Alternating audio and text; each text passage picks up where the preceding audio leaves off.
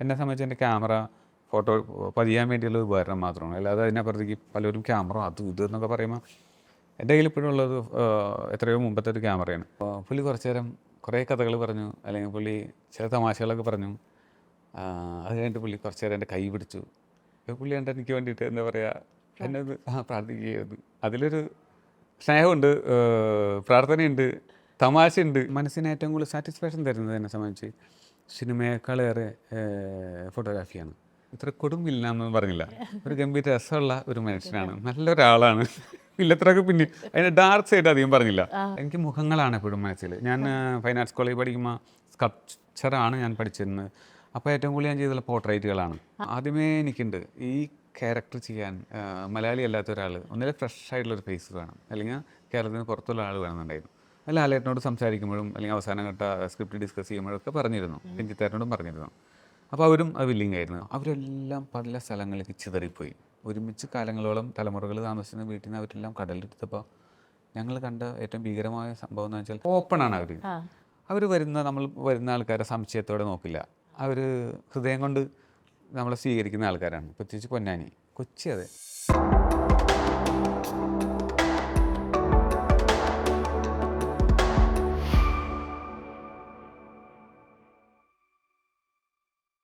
Hello and welcome everybody to the show. ഇന്ന് നമ്മളോടൊപ്പം ഉള്ളത് മിസ്റ്റർ കെ ആർ സുനിൽ, തുടരും സിനിമയുടെ സ്ക്രിപ്റ്റ് റൈറ്റർ എന്നാണ് നമ്മളെല്ലാവരും അറിഞ്ഞിരിക്കുന്നത്. പക്ഷേ ഇതിനൊക്കെ മുമ്പ് ഒരു വലിയൊരു ആർട്ടിസ്റ്റ് എന്ന നിലയ്ക്ക് ഇന്ത്യ ലോകമെമ്പാടും എക്സിബിഷൻസും ഒക്കെ നടത്തിയിരിക്കുന്ന ഒരു AS ഡോക്യുമെൻ്ററി ഫോട്ടോഗ്രാഫറാണ് നമ്മളോടൊപ്പം ഉള്ളത്.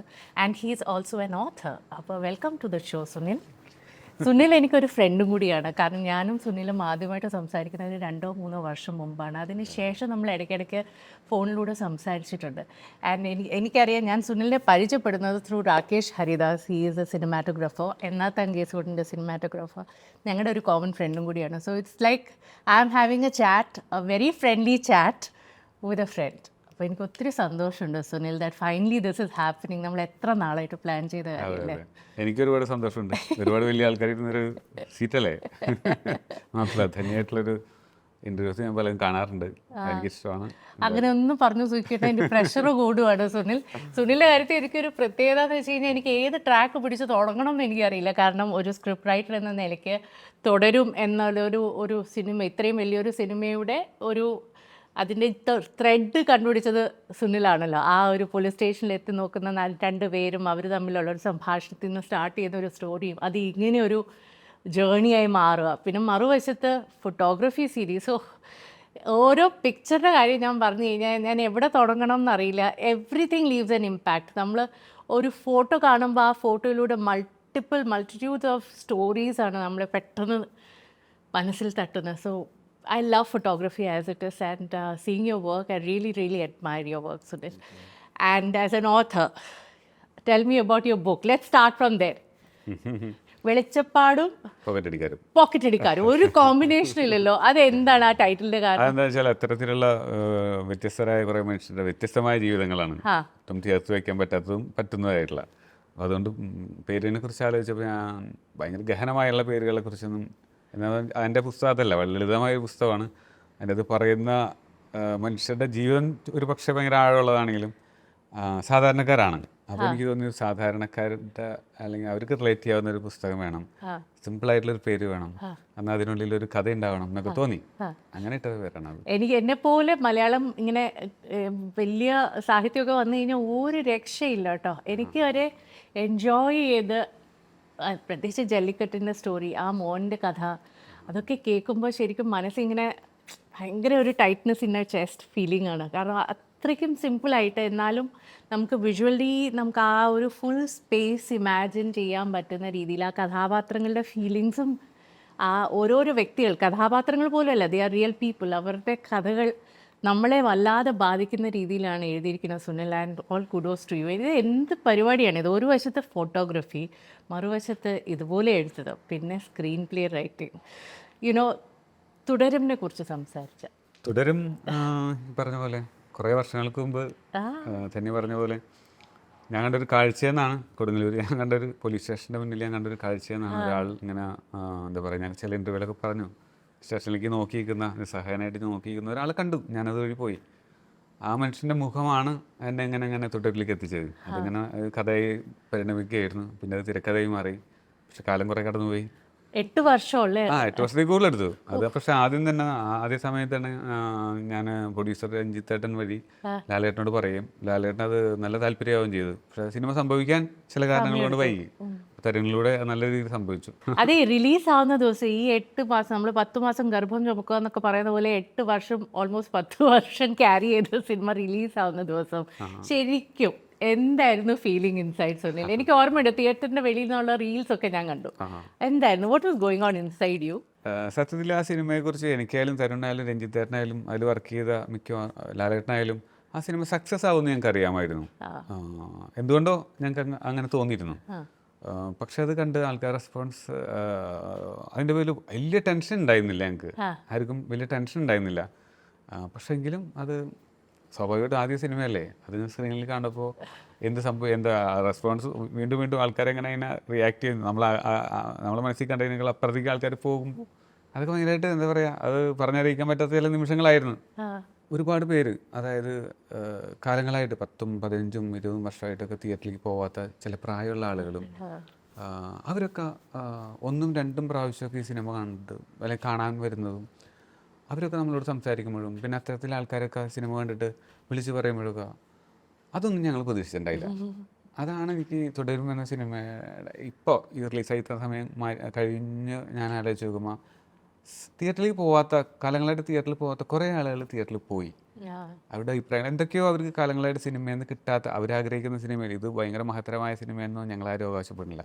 പക്ഷെ എന്തുകൊണ്ടോ ഒരു പല ജനറേഷനിലുള്ള ആൾക്കാർക്ക്, പ്രത്യേകിച്ച് ലാലേട്ടനെ ഭയങ്കരമായിട്ട് ആൾക്കാർക്ക് എന്തൊക്കെയോ കുറേ നാൾക്ക് ശേഷം കാണാത്ത എന്തൊക്കെയോ ഈ സിനിമയിൽ നിന്ന് കിട്ടി. ഞാൻ ഇൻസ്റ്റാഗ്രാമിലൂടെ ഇങ്ങനെ പോയിക്കൊണ്ടിരിക്കുകയായിരുന്നു പിക്ചർ, അതിനകത്തൊന്നും ഒരു പിക്ചർ എൻ്റെ മനസ്സിലും അല്ലാതെ തട്ടി. ആൻഡ് അത് ആരെ എടുത്തതെന്ന് എനിക്കറിയില്ല, പക്ഷെ ഒരു beautiful moment captured in the real sense ആയിരുന്നു. ലാലേട്ടൻ അടുത്തിരിപ്പുണ്ട്, കൈ പിടിച്ചിട്ടുണ്ട്, കണ്ണടച്ചിരിക്കുകയാണ്, സുനിൽ നല്ല ഹാപ്പി ആയിട്ട് സ്മൈൽ ചെയ്തു. ആ സന്ദർഭം എന്തായിരുന്നു, ആ സിറ്റുവേഷൻ എന്തായിരുന്നു? അത് ആ സിനിമയുടെ സ്റ്റിൽ ഫോട്ടോഗ്രാഫർ അമലെടുത്തതാണത്. എനിക്കൊരു ആർട്ട് റെസിഡൻസി കിട്ടിയിട്ടുണ്ടായിരുന്നു. എൻ്റെ മഞ്ജുക്കാരെന്ന് പറഞ്ഞ പുസ്തകം, സീഫറേഴ്സിനെ കുറിച്ചുള്ള പുസ്തകം ചെയ്തത്, അത് കളക്ട് ചെയ്തതും അത് ബുക്കാക്കിയതും സ്വിറ്റ്സർലൻഡിൽ നിന്നാണ്. അവർ ലോകത്തിലുള്ള പല ഇടങ്ങളിൽ നിന്നുള്ള ആർട്ടിസ്റ്റുകളെ ഇൻവൈറ്റ് ചെയ്തിട്ട് ആർട്ട് റെസിഡൻസി കൊടുക്കും. സ്വിറ്റ്സർലാൻഡിലെ ഒരു വില്ലേജിലാണ്, ഗോഷനൻ എന്ന് പറഞ്ഞ വില്ലേജിൽ.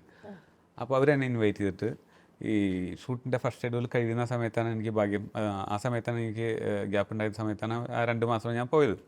അപ്പോൾ അതിനു മുമ്പ് ലാലേട്ടൻ അറിഞ്ഞു ഞാൻ പോകണമെന്നുള്ളത്. അപ്പോൾ ലാലേട്ടൻ ഇടയ്ക്കിടയ്ക്ക് ചോദിക്കും, പറയും, സുനിൽ 2 ആഴ്ച കഴിഞ്ഞാൽ പോകണല്ലേ, സുനിൽ 10 ദിവസം കഴിഞ്ഞാൽ പോകണല്ലേ, തമാശ രീതിയിൽ പറയും. അപ്പോൾ ഒരു ദിവസം ഞങ്ങൾ കുറച്ച് ക്രൗഡൊക്കെ ഉള്ള കുറച്ച് ഏരിയയിൽ ഷോട്ട് എടുക്കാൻ എൻ്റെ ചെറിയൊരു ഗ്യാപ്പിൽ ഇരിക്കുകയാണ്. അപ്പോൾ ലാലേട്ടൻ എന്താ പറയുക, സ്വിറ്റ്സർലാൻഡിൽ പോയി കഴിഞ്ഞാൽ പുള്ളി ഒരുപാട് ട്രാവൽ ചെയ്യുന്ന കാര്യങ്ങളാണല്ലോ. അപ്പോൾ പുള്ളി കുറച്ച് നേരം കുറേ കഥകൾ പറഞ്ഞു, അല്ലെങ്കിൽ പുള്ളി ചില തമാശകളൊക്കെ പറഞ്ഞു. അത് കഴിഞ്ഞിട്ട് പുള്ളി കുറച്ച് നേരം എൻ്റെ കൈ പിടിച്ചു. പുള്ളി കണ്ട് എനിക്ക് വേണ്ടിയിട്ട് എന്താ പറയുക, എന്നെ പ്രാർത്ഥിക്കുകയായിരുന്നു. അതിലൊരു സ്നേഹമുണ്ട്, പ്രാർത്ഥനയുണ്ട്, തമാശയുണ്ട്, എല്ലാം കൂടി കലർന്നത്. എന്തൊക്കെ ലെയറുകൾ എന്താണെന്ന് എനിക്കറിയില്ല. ആ ഒരു നിമിഷമാണ് അത് അവൻ പകർത്തി, അതിൻ്റെ പേരിൽ ആ ചിത്രം കിട്ടി. ഞാൻ ഒരുപാട് എൻജോയ് ചെയ്ത സമയമായിരുന്നു. ഈ തുടരും സിനിമയിൽ ഐ തിങ്ക് ഏറ്റവും വലിയ കോൺട്രിബ്യൂഷൻ എന്ന് പറയുന്നത് പ്രകാശ് വർമ്മയാണ്, from your head. Because Prakash വർമ്മേനെ കണ്ടുപിടിക്കുന്നത്, it's basically you are the casting director for Prakash Varma. നമ്മളൊരാളെ നേരിട്ട് കണ്ടിട്ട് കാസ്റ്റ് ചെയ്ത് കുറേ വർഷത്തെ പരിചയത്തിന് ശേഷം കാസ്റ്റ് ചെയ്ത് ഒരു പക്ഷേ ട്രിക്കായിരിക്കും. കാരണം പ്രകാശിനെ പോലെ ഒരു മനുഷ്യനെ എങ്ങനെ ജോർജായിട്ട് സങ്കല്പിക്കാൻ പറ്റി എന്നുള്ള അതിശയാണ്. കാരണം നമുക്ക് പ്രകാശിനെ അറിയില്ലെങ്കിൽ കുഴപ്പമില്ല. But once you know that man and such a beautiful human. അത് രസമുള്ളൊരു കഥയാണ്. എന്താണെന്ന് വെച്ചാൽ ഈ കഥ ആദ്യമേ വരുമ്പോൾ എൻ്റെ മനസ്സിൽ ഈ കഥാപാത്രം രൂപപ്പെടുന്നത് താഴ്വാരം എന്ന് പറഞ്ഞ സിനിമ ഉണ്ടല്ലോ, ധന്യ ഭരതൻ അതിലൊരു വില്ലനുണ്ട്. ഇപ്പോൾ മലയാള സിനിമയിൽ ഏറ്റവും ചർച്ച ചെയ്യപ്പെടുന്ന വില്ലന്മാരിൽ ഒരാളാണ്. ഇപ്പോൾ കിരിക്കടൻ ജോസ് പോലെ, അതിന് സലീം കൗസ് ചെയ്തൊരു ബാലൻ എന്ന് പറഞ്ഞൊരു കഥാപാത്രമാണ്. എൻ്റെ മനസ്സിൽ ഭയങ്കരമായിട്ട് ടച്ച് ചെയ്തിട്ടുള്ളൊരു ഇഷ്ടപ്പെട്ടുള്ളൊരു ക്യാരക്ടറൈസേഷനാണ് അത്. എന്താ വെച്ചാൽ വളരെ നാച്ചുറലായിട്ടുള്ളൊരു വേഷം ചെയ്ത ഒരു ആർട്ടിസ്റ്റ് ചെയ്തൊരു വേഷം. അത് പക്ഷേ ചെയ്തത് മലയാളിയല്ല, സലീം കൗസ് അറിയാലോ. അപ്പോൾ അദ്ദേഹം ചെയ്തതിൻ്റെ പേരിൽ അത് സ്ഥിരം കാണുന്നൊരു ടിപ്പിക്കൽ വില്ലൻ കഥാപാത്രത്തിൻ്റെ മുഖമായിരുന്നില്ല അത്. അതുകൊണ്ടാണ് നമ്മളെ മനസ്സിൽ ഇപ്പോഴും നിൽക്കുന്നത്. അപ്പോൾ ഇത് വന്നപ്പോൾ, ഇത് എൻ്റെ മനസ്സിൽ വന്നപ്പോൾ ആദ്യമേ എനിക്കുണ്ട് ഈ ക്യാരക്ടർ ചെയ്യാൻ മലയാളി അല്ലാത്ത ഒരാൾ, ഒന്നിലെ ഫ്രഷ് ആയിട്ടുള്ളൊരു ഫേസ് വേണം, അല്ലെങ്കിൽ കേരളത്തിന് പുറത്തുള്ള ആൾ വേണമെന്നുണ്ടായിരുന്നു. അത് ലാലേട്ടനോട് സംസാരിക്കുമ്പോഴും അല്ലെങ്കിൽ അവസാനം ഘട്ട സ്ക്രിപ്റ്റ് ഡിസ്കസ് ചെയ്യുമ്പോഴൊക്കെ പറഞ്ഞിരുന്നു, രഞ്ജിത്തേട്ടനോടും പറഞ്ഞിരുന്നു. അപ്പോൾ അവരും അത് വില്ലിങ് ആയിരുന്നു. ഇവിടെയുള്ള നല്ല ആർട്ടിസ്റ്റുകളാണ് ഇവിടെ, പക്ഷേ അത് വേണ്ട എന്നുള്ളത്. അങ്ങനെ ഞങ്ങൾ ഷൂട്ട്, ലാലേട്ടൻ പെട്ടെന്നാണ് ഒരു 35 ദിവസം പെട്ടെന്ന് ഡേറ്റ് തന്നത് വേഗം തുടങ്ങാന്നുള്ള. അപ്പോൾ നമുക്ക് കാസ്റ്റിങ്ങും പരിപാടിയൊന്നും നടക്കുന്നു, കിട്ടുന്നില്ല. അപ്പോൾ ഹിന്ദിയിൽ നിന്ന് ഒരു ആർട്ടിസ്റ്റ്, നല്ല ആർട്ടിസ്റ്റിനെയെന്ന് അവസാനം ഒരു 10-20 ദിവസം ഉള്ളപ്പോഴാണ്, ഒരു ആർട്ടിസ്റ്റ് വേണമല്ലോ, മെയിൻ ക്യാരക്ടറാണ്, മെയിൻ അത് ഫുൾ ലെങ്ത് ആണ്, ഫുൾ ലെങ്ത് ആണ്. അപ്പോൾ ഹിന്ദിയിൽ നിന്ന് ഒരു നല്ല ആർട്ടിസ്റ്റാണ്. പക്ഷേ ഇപ്പോൾ സ്ക്രിപ്റ്റ് വർക്ക് ഞങ്ങൾ പ്രീ പ്രൊഡക്ഷൻ നടക്കുന്ന സമയത്ത് കാസ്റ്റിംഗ് ബോർഡ് ഉണ്ടാവും, എല്ലാ ആർട്ടിസ്റ്റുകളുടെ ചിത്രങ്ങളവിടെ പിൻ ചെയ്ത് വെച്ചിട്ടുണ്ടാവും. ശോഭന, ലാലേട്ടൻ, എല്ലാവരും ഉണ്ട്. അപ്പോൾ അതിൽ ഈ ഹിന്ദി ആർട്ടിസ്റ്റിൻ്റെ ഫോട്ടോ എനിക്കങ്ങ് ഡൈജസ്റ്റ് ആവണില്ല. എൻ്റെ മനസ്സിലുള്ള ആർട്ടിസ്റ്റ് അതേ അല്ല, തരുണ്ടേ അല്ല, എല്ലാവരും ഒരു കോംപ്രമൈസ് എന്നുള്ള രീതിയിലാണ് ചെയ്തേക്കുന്നത്. വേറെ ആൾ വേണ്ടേ. രഞ്ജിത്തേട്ടനും അത്ര വലിയ താല്പര്യം ഉണ്ടായിരുന്നില്ല ആ ഹിന്ദി എന്നുള്ള ആർട്ടിസ്റ്റിന്. അപ്പോൾ എനിക്കതിൻ്റെ ഒരു ടെൻഷൻ ഉണ്ടായിരുന്നു മനസ്സിൽ. അപ്പോൾ ആ ദിവസങ്ങളിലാണ് പ്രകാശ് വർമ്മ എനിക്ക് കുറച്ച് നാളായിട്ട് നല്ല പരിചയമുണ്ട്, കുറച്ച് വർഷങ്ങളായിട്ട്. എൻ്റെ മഞ്ജുക്കാരെന്ന് പറഞ്ഞ പുസ്തകം പുള്ളി ഷൈജു ഗാലിത്ത് വഴി, ക്യാമറമാൻ എൻ്റെ ഫ്രണ്ടാണ്, ഷൈജു വഴി പ്രകാശ് വർമ്മ വായിക്കാം, അതിനുശേഷം എന്നെ കാണാമെന്ന് പറയും. അങ്ങനെ ഞങ്ങൾ സൗഹൃദത്തിലായാണ്. പിന്നെ അതിൻ്റെ ചില ഡോക്യുമെൻ്ററി, സിനിമാ സാധ്യതകളെ കുറിച്ചൊക്കെ ഞങ്ങൾ അന്ന് ആ സമയത്തൊക്കെ ചർച്ച ചെയ്തിരുന്നു. അപ്പോൾ അങ്ങനെ പുള്ളി ഭയങ്കര തിരക്കുള്ള മനുഷ്യനാണല്ലോ. അപ്പോൾ അങ്ങനെ പുള്ളി ആ സമയത്ത് ഈ സമയത്ത് കേരളത്തിൽ വന്നപ്പോൾ പൂത്തോട്ടിലാണ് പുള്ളിയുടെ വീട്. പുള്ളി വിളിച്ചു, ഞാനിവിടെ ഉണ്ട്, ഫ്രീ ആണോ എന്നൊക്കെ ചോദിച്ച് വിളിച്ചു. ഞാൻ പറഞ്ഞു ഞാൻ വരാം. അങ്ങനെ ഞങ്ങൾ പ്രീ പ്രൊഡക്ഷൻ നടക്കുന്ന സ്ഥലത്ത് നിന്ന് ഞാൻ അങ്ങോട്ട് പോവാണ്. അപ്പോൾ എൻ്റെ മനസ്സിൽ ഇങ്ങനെ ലൊക്കേഷനായിട്ടില്ല, കാശിങ്. അപ്പോൾ അത്തരം കാര്യങ്ങൾ ചിന്തകൾ ഞാൻ തരുൺ തമ്മിൽ അത് ഓക്കെ അല്ലടാ, എനിക്ക് ഓക്കെ അല്ല എന്നൊക്കെ അവനോട് പറയും, തരുണോട് പറയും. അങ്ങനെ പോയി പ്രകാശ് വർമ്മ രാവിലെ ഞാൻ ചെല്ലുമ്പോൾ നൈറ്റ് എന്തൊക്കെയോ പാർട്ടിയും എന്തോ ഫാമിലി ഫ്രണ്ട്സൊക്കെ വന്ന് ഉറക്കം കളിച്ച് കുറച്ച് ഉറങ്ങിയിട്ടുള്ളൂ. അങ്ങനെ രാവിലെ പുള്ളിക്കാരൻ നല്ല തലവേദനയൊക്കെ ഉണ്ട്, ടാബ്ലറ്റൊക്കെ അടിച്ചിട്ട് ഞാൻ വരുന്ന പറഞ്ഞ എൻ്റെ പേരിൽ മാത്രം എൻ്റെ മുമ്പിൽ ഹാപ്പിയായിട്ട് അഭിനയിക്കുക എന്നു എനിക്ക് മനസ്സിലായി. പുള്ളി നല്ല കക്ഷിയാണ്. അപ്പോൾ അതിൻ്റെ ഉള്ളിൽ എന്നെ അറിയിക്കാനും പാടില്ല. നോക്കുമ്പോൾ തലവേദനയൊക്കെ എടുത്തിട്ട് ഇങ്ങനെ ഞരമ്പൊക്കെ ഇങ്ങനെ തടിച്ചൊക്കെ കിടക്കുന്നുണ്ട്. അപ്പോൾ ഞാൻ സംസാരിച്ചു, എനിക്ക് വേറെ 2 കാര്യങ്ങൾ സംസാരിക്കാണ്ട് ഒരു മണിക്കൂർ ഞങ്ങളുണ്ടായിരുന്നു. നല്ല രസമായിട്ട് പിരിഞ്ഞു. അതിനിടയിൽ ഒരു ചിത്രം എടുത്തു, ഞങ്ങൾ ഒരുമിച്ചുള്ള ചിത്രം അല്ലാതെ എടുത്തു. ഞാൻ തരുണിന് അയച്ചു കൊടുത്തു. അണ്ട് ഞാൻ പോയി ഞാൻ തരുണിനോട് പറഞ്ഞു, തരുണേ ഇങ്ങനെ ഒരാളുണ്ട്, എനിക്ക് നന്നാവും തോന്നിയിട്ടുണ്ട്, എത്രത്തോളം അഭിനയിക്കുന്ന എനിക്കറിയില്ല, പക്ഷേ ഗംഭീര കക്ഷിയാണ്. ഫുള്ളി ഡയറക്ടറാണല്ലോ, എന്തും പറഞ്ഞാൽ മനസ്സിലാവുന്ന ഒരുപാട് ആർട്ടിസ്റ്റുകളെ ഹാൻഡിൽ ചെയ്തുള്ള ഒരാളാണ്, ഡയറക്ട് ചെയ്ത ഒരാളാണ്. അപ്പോൾ തരുണും പ്രകാശ് വർമ്മയെ നേരിട്ട് പരിചയമില്ലെങ്കിലും തരുൺ എല്ലാവരും മലയാളികൾ, പ്രത്യേകിച്ച് ഇൻഡസ്ട്രിയിലുള്ള ആൾക്കാർക്ക് പ്രകാശ് വർമ്മ വലിയ കക്ഷിയല്ലേ. അപ്പോൾ തരുൺ പറഞ്ഞു ഓക്കെയാണ്, അദ്ദേഹം അഭിനയിക്കാൻ തയ്യാറാണെങ്കിൽ ഓക്കെ ആയിരുന്നു പറഞ്ഞു. ഞാൻ അന്ന് തന്നെ വിളിച്ചു ചോദിച്ചു, ഞാൻ ഇന്നും ഈ കഥ ഏതാണ്ട് പറഞ്ഞിട്ടുണ്ടായിരുന്നു പുള്ളിനോട്, ആ ക്യാരക്ടർ ചെയ്യാൻ താല്പര്യമുണ്ടെന്ന് ചോദിച്ചു, വില്ലനായിട്ട്.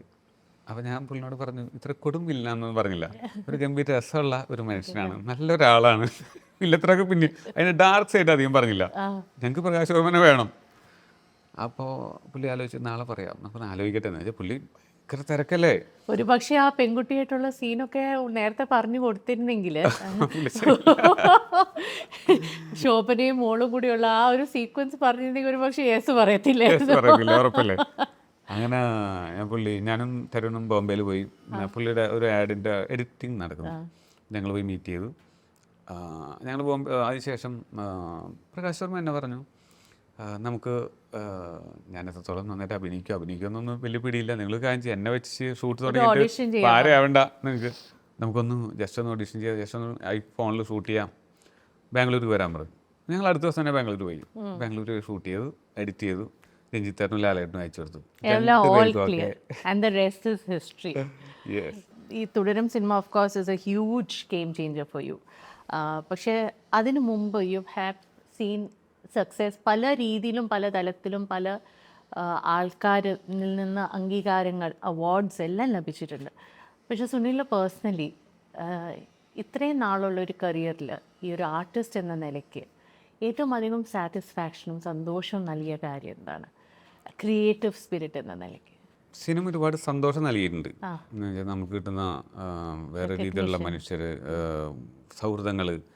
എനിക്കതിനകത്ത് സിനിമ സക്സസ് ആയി അതിൻ്റെ ഗംഭീരമായി എന്ന് പറയുന്നത്, അല്ലെങ്കിൽ അതിൻ്റെ ഒരു ഫാൻ അതല്ല എനിക്ക്. അതിനേക്കാളേറെ ഒരുപാട് സൗഹൃദങ്ങൾ, പ്രകാശ് വർമ്മ, ലാലേട്ടൻ, തരുൺ, രഞ്ജിത്തേട്ടൻ, ഫർഹാൻ, ബിനു പപ്പു, അങ്ങനെ കുറേ, ഷാജിയേട്ടൻ ക്യാമറമാൻ, അങ്ങനെ സിനിമയായിട്ട് ബന്ധപ്പെട്ടുള്ള ആളുകൾ, അല്ലെങ്കിൽ സിനിമയായിട്ട് ഡയറക്റ്റ് ബന്ധമില്ലാത്ത സിനിമയായിട്ടുള്ള വേറെ രീതിയിലൊക്കെ കണക്ഷനുള്ള ആളുകൾ, അങ്ങനെ കുറേ നല്ല മനുഷ്യരായിട്ട് ഒരുപാട് ഡീപ്പായിട്ടുള്ള സൗഹൃദങ്ങൾ ഉണ്ടാക്കാൻ പറ്റി എന്നുള്ളതാണ് എനിക്ക് സത്യത്തിൽ എനിക്ക് ഈ സിനിമയോടുള്ള ഒരു അല്ലാതെ മനസ്സിന് ഏറ്റവും കൂടുതൽ സാറ്റിസ്ഫാക്ഷൻ തരുന്നത് എന്നെ സംബന്ധിച്ച് സിനിമയേക്കാളേറെ ഫോട്ടോഗ്രാഫിയാണ്.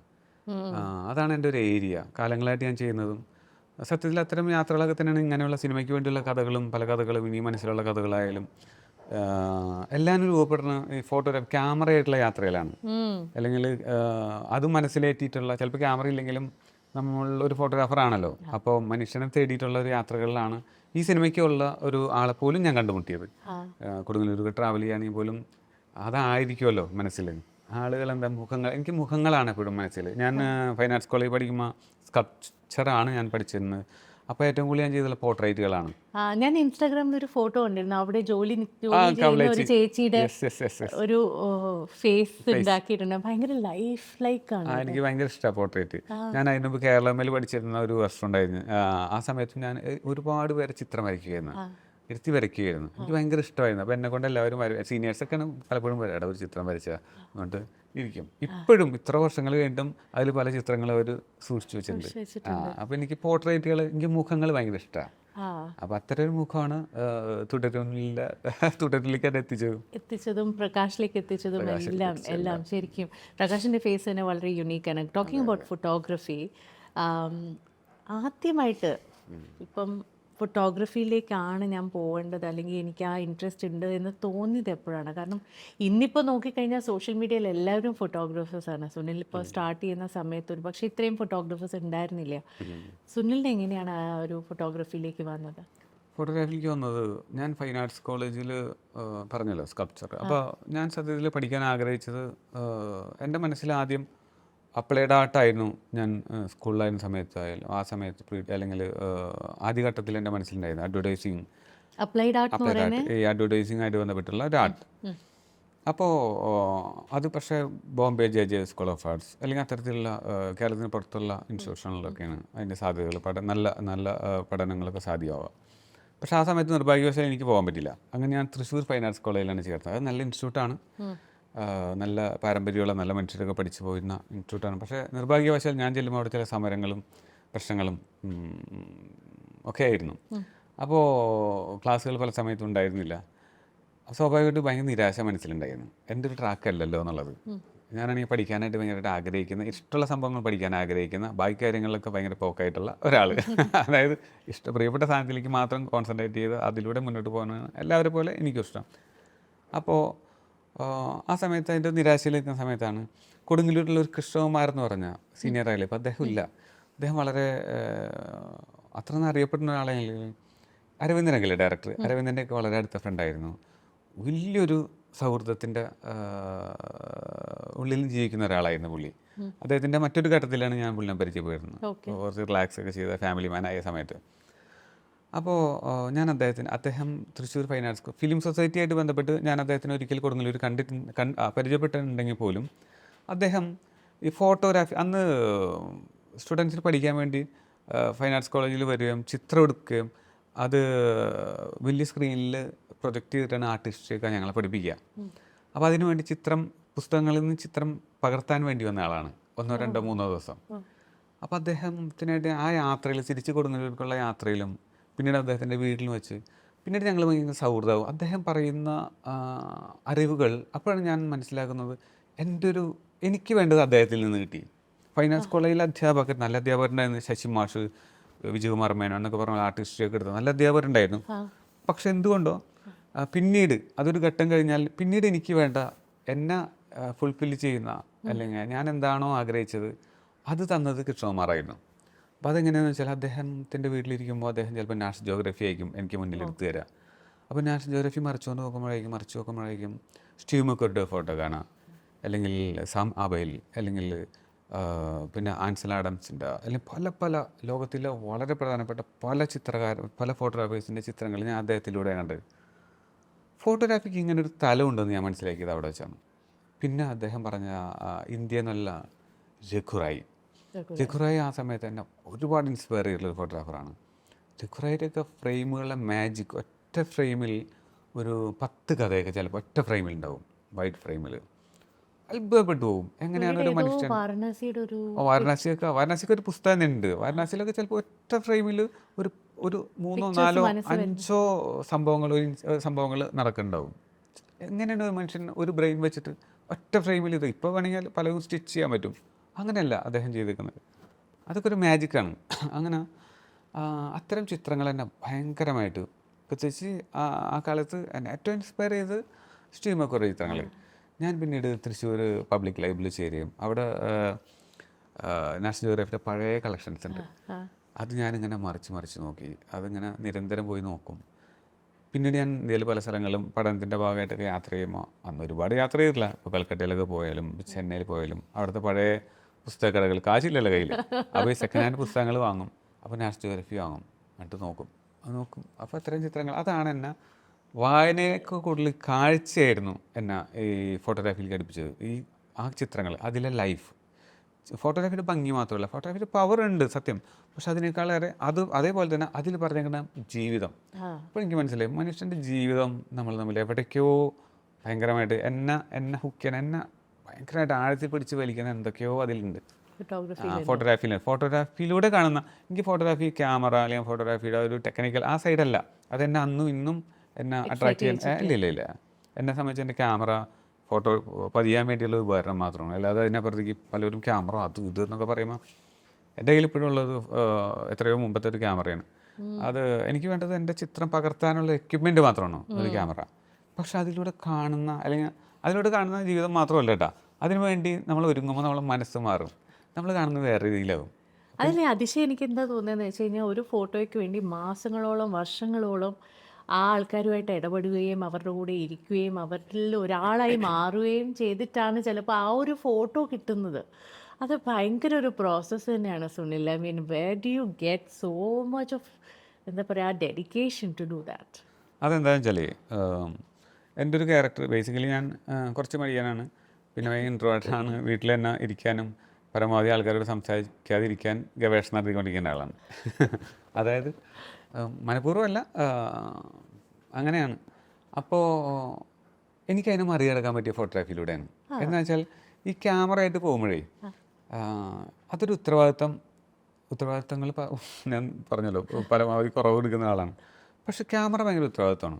ക്യാമറ ആയിട്ട് നമ്മൾ ട്രാവൽ ചെയ്യുമ്പോൾ, പ്രത്യേകിച്ച് പൊന്നാനിയാണ് എന്നെ ഏറ്റവും കൂടുതൽ. ഞാൻ പൊന്നാനിയിൽ എൻ്റെ കൊടുങ്ങല്ലൂരിലുള്ള 2 ഫ്രണ്ട്സ്, ഇലിയാസ് എന്ന് പറഞ്ഞ വലിയൊരു ഞങ്ങൾ കോമൺ ആയിട്ടുള്ള പല സുഹൃത്താണ്, സ്കോളറാണ് പുള്ളി, പിന്നെ സലാം, അങ്ങനെ ചില കൊടുങ്ങല്ലൂർ ചില ഫ്രണ്ട്സായിട്ട് അവർ ഒരിക്കൽ പൊന്നാനി പോയപ്പോൾ ഞാനും ജസ്റ്റ് വെറുതെ പോയി.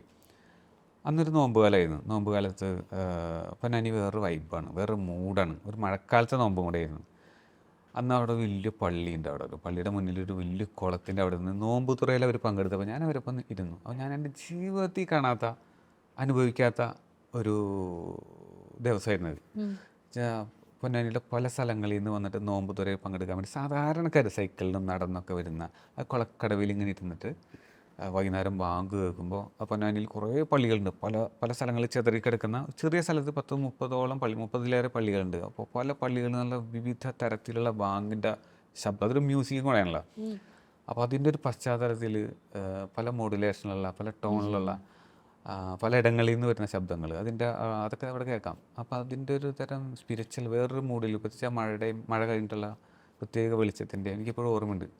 അപ്പോൾ അവിടെ ഇരുന്നിട്ട് ആ നോമ്പ് തുറയിൽ പങ്കെടുത്തപ്പോൾ, അതിനുശേഷം അതിൽ വന്ന മനുഷ്യർ, അവിടെ നോമ്പ് തുറയിൽ പങ്കെടുക്കാൻ വന്ന കുറേ ആളുകൾ, അവരായിട്ടുള്ള സംസാരങ്ങൾ, അപ്പോൾ അതിൽ പല തരത്തിലുള്ള ആളുകളുണ്ട്. അപ്പോൾ ആ ആളുകൾ, അന്ന് പരിചയപ്പെട്ട ആളുകളായിട്ട് പിന്നീട് ഞാൻ പൊന്നാനിയിൽ പലപ്പോഴും യാത്ര ചെയ്യാൻ തുടങ്ങി. എന്നെ എന്തൊക്കെയോ പിടിച്ച്, മാത്രമല്ല ഞാൻ പിന്നീട് തിരിച്ചറിഞ്ഞതെന്ന് വെച്ചാൽ, തുറമുഖങ്ങളുണ്ടല്ലോ, പൊന്നാനി പഴയ തുറമുഖമല്ലേ, കൊച്ചിയായാലും എവിടെയായാലും തുറമുഖങ്ങൾക്ക് വേറൊരു കൾച്ചറുണ്ട്. അതൊരു ഓപ്പൺ ആണ്. അവർ നമ്മൾ വരുന്ന ആൾക്കാരെ സംശയത്തോടെ നോക്കില്ല. അവർ ഹൃദയം കൊണ്ട് നമ്മളെ സ്വീകരിക്കുന്ന ആൾക്കാരാണ്, പ്രത്യേകിച്ച് പൊന്നാനി, കൊച്ചി. അതെ. അപ്പോൾ അങ്ങനെയുള്ള ചില സൗഹൃദങ്ങൾ കിട്ടി എനിക്ക് അവിടെ നിന്ന്. ഹുദൈഫ, അഷ്റഹംസ പോലെ ആദ്യ ദിവസം പരിചയപ്പെട്ട ചില ആളുകൾ.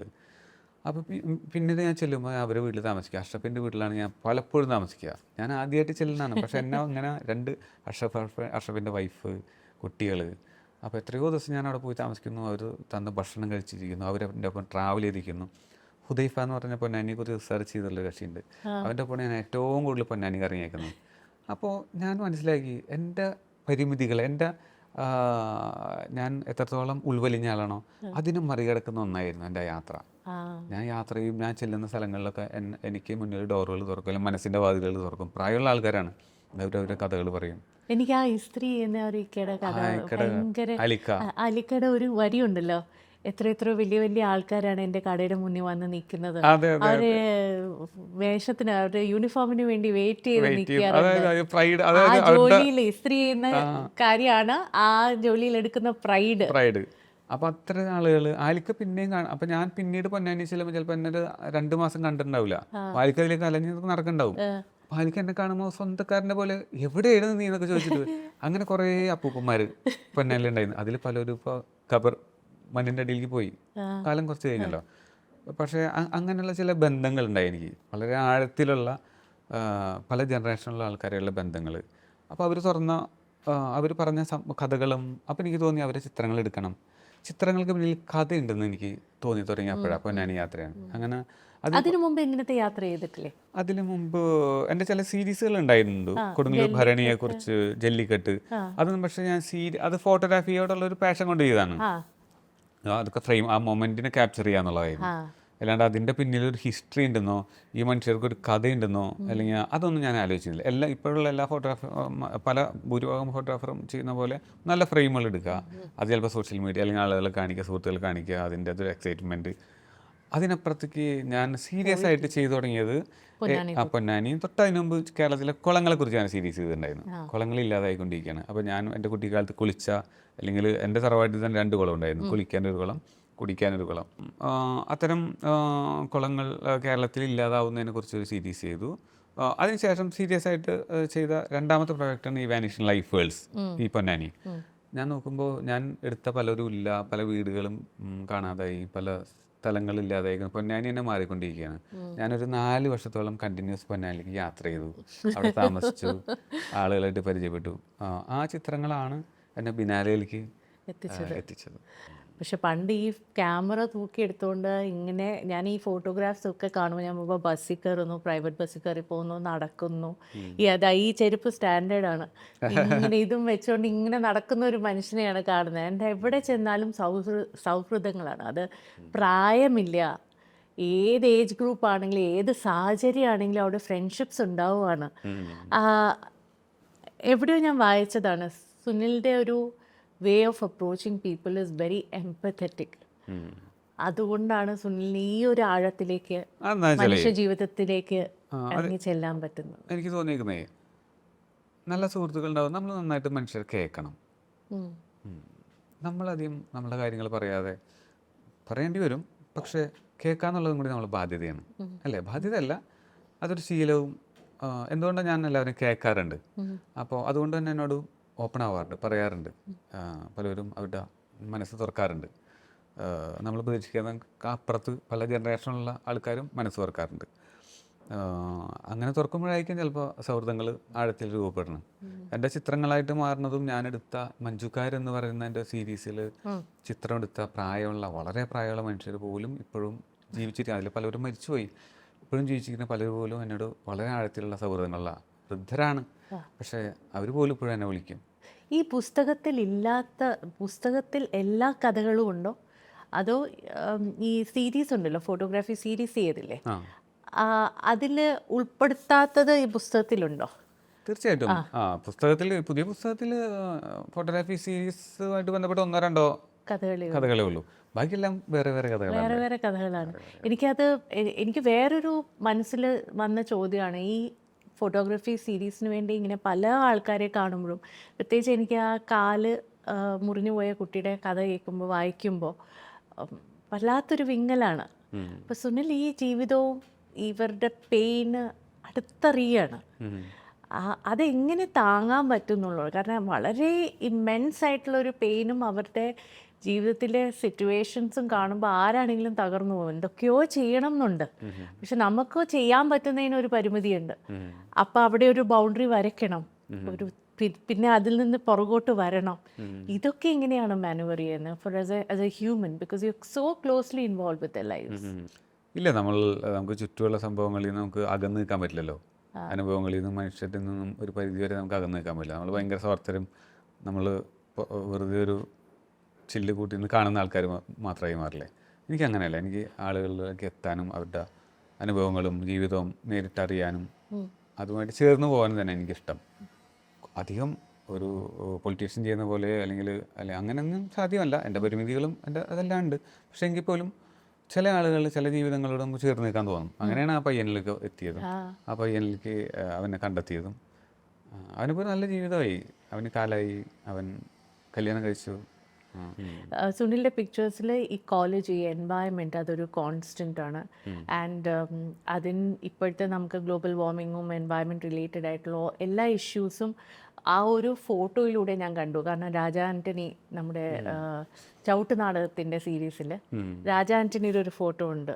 അദ്ദേഹം ഒരു പച്ച വേഷം, എന്നിട്ട് ആ ബാക്ക് ഡ്രോപ്പിൽ നമുക്ക് വെള്ളം കാണാം, ആ സാഹചര്യം കാണാം. അത് കാണുമ്പോൾ നമുക്ക് വല്ലാത്തൊരു വിഷമം തോന്നും. ഇത് എത്ര ഫ്രജൈലായിട്ടുള്ളൊരു ഹ്യൂമൻ എക്സിസ്റ്റൻസ് ആണ് നമുക്ക് മനസ്സിലാക്കാം. പക്ഷേ അതിൻ്റെ ഇമ്പാക്റ്റ്, ഒരു ഫോട്ടോഗ്രാഫിൻ്റെ ഇമ്പാക്റ്റ് എനിക്കുണ്ടാവുന്നുണ്ട്. പക്ഷെ ഒരു സമൂഹത്തിലൊരു മാറ്റം കൊണ്ടുവരാൻ, അല്ലെങ്കിൽ എന്തെങ്കിലും ഒരു ഡ്രാസ്റ്റിക് ആയിട്ടുള്ളൊരു ചേഞ്ച് കൊണ്ടുവരാൻ ഒരു ഫോട്ടോഗ്രാഫിന് സാധിക്കുമോ? Do you believe in that? തീർച്ചയായിട്ടും. ലോകത്തിൽ പല ഫോട്ടോഗ്രാഫ്സും വലിയ ചരിത്രമായിട്ടുണ്ട്. ഏതെങ്കിലും that comes to your mind? ഒരുപാടുണ്ട്. വലിയ എന്താ പറയുക, പുലിസ്റ്റർ കിട്ടിയുള്ള ചിത്രങ്ങൾ പല. പ്രത്യേകിച്ച് ഒരു ചിത്രത്തിനെ കുറിച്ച് എനിക്ക് പറയാൻ പറ്റില്ല. അങ്ങനെ ഫോട്ടോഗ്രാഫി ചരിത്രം വായിക്കുമ്പോൾ നമ്മൾ പല ചിത്രങ്ങളും കടന്നു വരാറുണ്ട്.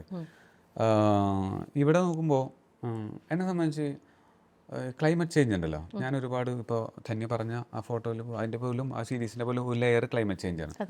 അതെന്നെ എനിക്ക് ആദ്യം കടന്നു വന്നത് ഒരു കഥയുണ്ട് ധന്യ. അതെന്താണെന്ന് വെച്ചാൽ ഹോം എന്ന് പറഞ്ഞൊരു സീരീസ് ഞാൻ ചെയ്തു.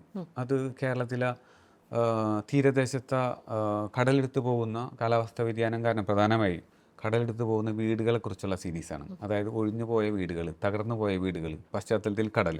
അതാണ് ആ സീരീസ്. ഭയങ്കര ഇമ്പാക്റ്റ് ഉള്ള ഫോട്ടോഗ്രാഫാണ് ആ ഒരു കടലിൽ ഇങ്ങനെ പൊളിഞ്ഞ് കിടക്കുന്ന വീട്. അതെ അതെ. അങ്ങനെ കുറേ ഞാനൊരു 2 സീസണുകളിൽ കേരളത്തിൽ ആയിരത്തി തുടങ്ങി ട്രാവൽ ചെയ്ത ആളുകളായിട്ട് സംസാരിച്ച് ചിത്രങ്ങളെടുത്തു.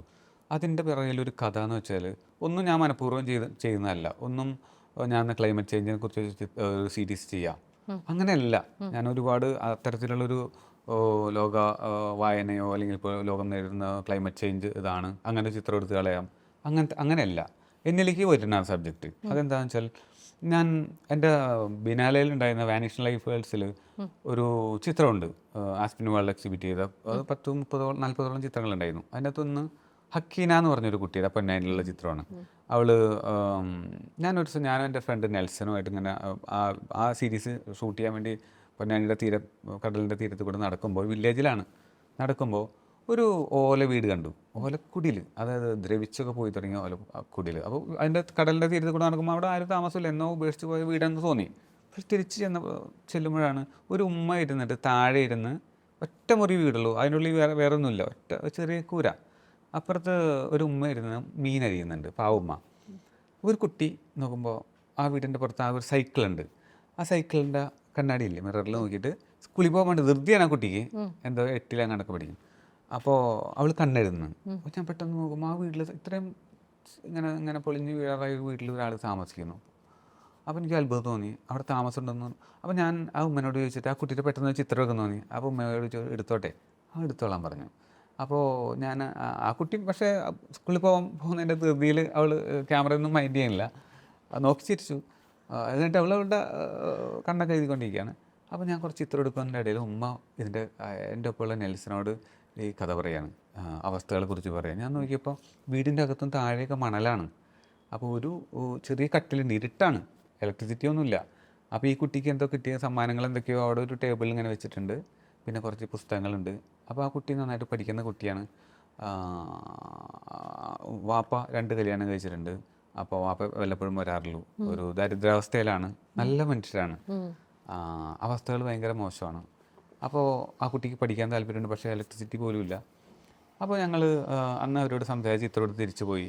ഞാൻ നെൽസനും കൂടി അവർക്കൊരു അപ്പോൾ ഒരു സോളാർ ലൈറ്റ് വാങ്ങിച്ചു കൊടുക്കാൻ തീരുമാനിച്ചു ഞങ്ങൾ. അങ്ങനെ ഞങ്ങൾ നെൽസനാണ് ഇനിഷ്യേറ്റീവ് എടുത്തത്. അങ്ങനെ ഒരു ലൈറ്റ് വാങ്ങി ഞങ്ങൾ ഒരാഴ്ച കഴിഞ്ഞപ്പോൾ അവിടെ പോവുകയാണ്. അതിനൊരു രാത്രി പഠിക്കാമല്ലോ. അങ്ങനെ പോകുമ്പോൾ ആ കുട്ടിയില്ല. ഞങ്ങൾ അപ്പോൾ ഒന്ന് വാപ്പ അവിടെ വന്നിട്ടുണ്ട്, ഉമ്മയില്ല. അപ്പോൾ ഞങ്ങളത് അവിടെ ഫിറ്റ് ചെയ്ത് എല്ലാം റെഡിയാക്കി പോയി. ഞങ്ങൾ പിന്നീട് വരാമെന്ന് പറഞ്ഞു. അപ്പോൾ ഞങ്ങൾ പിന്നീട് 2 ആഴ്ച കഴിഞ്ഞ് വീണ്ടും അതുവഴി പോകും. അവരെ കാണാൻ വേണ്ടിയില്ല, ഞങ്ങൾ ചിത്രം എടുക്കാൻ വേണ്ടി നടക്കുമ്പോൾ ഈ കുട്ടിയൊക്കെ വന്നിട്ടുണ്ട് അവിടെ. അപ്പോൾ ഞങ്ങളെ 2 ആഴ്ച ഞങ്ങളുടെ നമ്പറൊന്നുമില്ല. ഞങ്ങൾ 2 ആഴ്ച കാണാതായപ്പോൾ അതിന് ഭയങ്കര ഒരു ഇതുകൊണ്ട് അത് ലൈറ്റൊക്കെ ഓൺ ചെയ്ത് പഠിച്ചൊക്കെ തുടങ്ങി. അല്ലെങ്കിൽ ഞങ്ങൾ വന്നിട്ട് ഓൺ ലൈറ്റ് ഇടാന്നൊക്കെ വിചാരിച്ചിരിക്കുകയായിരുന്നു കുട്ടി, പാവം. അങ്ങനെ അതിൻ്റെ പക്ഷേ അപ്പോഴാണ് മനസ്സിലായത്, ആ വീട്ടിലേക്ക് തിര വന്നടിച്ചു പോവും, വീടിൻ്റെ അകത്തൊക്കെ പലപ്പോഴും കടൽ വെള്ളം കയറുകയും അങ്ങനെയൊക്കെ ആ കുട്ടിയുടെ അവസ്ഥകളൊക്കെ കൂടുതൽ ആഴത്തിൽ ഞങ്ങളോട് ഷെയർ ചെയ്തു. അതിനുശേഷമാണ് എൻ്റെ ആ ചിത്രമൊക്കെ അടങ്ങിയ സീരീസ് ബിനാലയിൽ പ്രദർശിപ്പിച്ചത്. അങ്ങനെ അത് കണ്ട കൊടുങ്ങല്ലൂരിലുള്ള എൻ്റെ ഫ്രണ്ട് അവർക്കൊരു വീടുണ്ടാക്കി കൊടുക്കാൻ തീരുമാനിച്ചു. ചെറിയ വീട്, ഓല വീടൊക്കെ തന്നെയാണ്. പക്ഷേ തിര വന്ന് അടിക്കാത്ത, അല്ലെങ്കിൽ ഒരു സൈഡിൽ മാത്രം മതിലുള്ള 1,00,000 രൂപയാണ് താഴെയാണ് ആ ഫ്രണ്ടിന് തരാനുണ്ടായിരുന്നത്. ആ ഫ്രണ്ട് ഇവരെ കണ്ടിട്ടില്ല, എൻ്റെ ചിത്രം മാത്രം കണ്ടിട്ടാണ് അത് തരാൻ. സലാം എന്ന് പറഞ്ഞ ഫ്രണ്ടാണ്. അപ്പോൾ അവർക്കൊരു വീടുണ്ടാക്കി ഒരു കുഞ്ഞു മുറി, ബാക്കി തറ. അപ്പോൾ അതെല്ലാം ഉണ്ടാക്കി കൊടുത്തു. അതിനുശേഷം ഞാനും നെൽസനും അതുവഴി പോവുകയാണ്. അപ്പോൾ പോയപ്പോൾ ആ കുട്ടി ജീവിതത്തിൽ ആദ്യമായി കിട്ടിയ ഒരു മതിൽ, ഒരു സൈഡിൽ മാത്രം മതിലുള്ളൂ, അതിൽ കുറേ ചിത്രം വരച്ചിട്ടേക്കാണ്. ആ കുട്ടിക്ക് പഠിക്കാനുള്ള ഒരു ടേബിളും ഒക്കെ ആ കുഞ്ഞു മുറിയിൽ. അവർ ഭയങ്കര ഹാപ്പിയാണ്. ഞങ്ങൾ ഭയങ്കര സന്തോഷമായി. ഞങ്ങളും തിരിച്ചു പോന്നു. അങ്ങനെ വീണ്ടും ചിത്ര പ്രദർശനമൊക്കെ കഴിഞ്ഞു. വേറെ പല സ്ഥലങ്ങളിൽ സഞ്ചരിച്ചു. ഞാനും പല സ്ഥലങ്ങളിലൊക്കെ പോയി.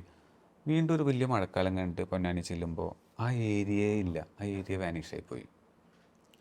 ആ ഏരിയയൊക്കെ കടലെടുത്ത് പോയി.